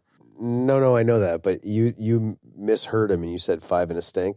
Oh yeah, that was good. Yeah, no, I didn't mishear him. 5 and a stink. It was 5 and a 16th. That was for stopping. This is a 5. Yeah, this for you. This would be a 5 and a stink. It is a 5 and a stink. Yeah, it's a 5 and a stink. Also, okay, so there you have it, folks. And if for all of you, we already released this show, but I want to say this anyway. Like we might have said this a couple of times in the past. Listen to the outro of the show. We put we didn't have time to add it in post, but we put an entire track of Expertise's new album in there. So I'm sure many of you listened all the way through the credits. Maybe not. But we would encourage you to do so because we always put other nonsense and music mashups and this and that back at the end of the show. So check that out. Totally. Yeah. Just to chime in also, like, if you're a newer listener to the show, a little bit of the history and the lore of the Stallones and expertise is the Stallones found us and became, friends of the show. And they've been on the show quite a few times. They also did the theme song. So you hear part of the theme song at the beginning of every episode, and there's a full version of that as well, which if you haven't heard is quite good. Taking the piss out of us. And they also we used to use a different intro, and then we started using our intro mixed with what the Stallones did in the outro and the intro in the outro. Yeah. So they're awesome. They're awesome dudes, and I'm super pumped. I think, in the next couple of days, the X album's dropping, so I'm just fucking stoked to check that out. And we'll share it on our socials and stuff, so I encourage everyone to check it out. Totally. Slab, what are we doing next week? Next week, we discussed... It's a month of Waterworlds. We're going to do Avatar Way of Water next week to follow this beauty. Benny's not with us. He's got a gig, so we're gonna water out again, drink our own pee again. No, that's exciting. Okay, great. More water movies and more pee drinking. Great. Well, there you have it, folks. More water, different world. Yes, more water, different world. So stay tuned next week for Avatar 2. Yay. That's it. So thanks for joining us for Waterworld, the Ulysses cut. And stay tuned next week for Avatar 2, The Way of Water. World. So long. So long for now, folks. See ya. And that is going to wrap up this week's episode, folks. If you'd like to check out the show notes for this episode, you can do so in your podcast app of choice, or, of course, on our website, ebd.fm/episodes/ I'm waiting to see what you say.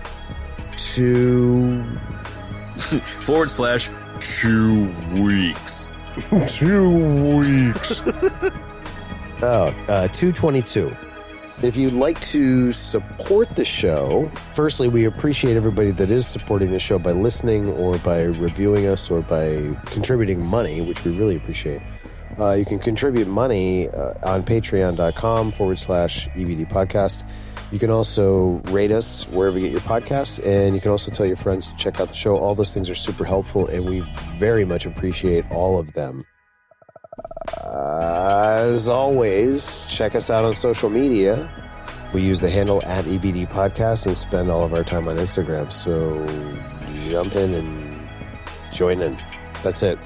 And thanks for joining us for Waterworld, the Ulysses cut. Folks, next week we'll see you for Avatar 2, The Way of Water. So long for now, folks.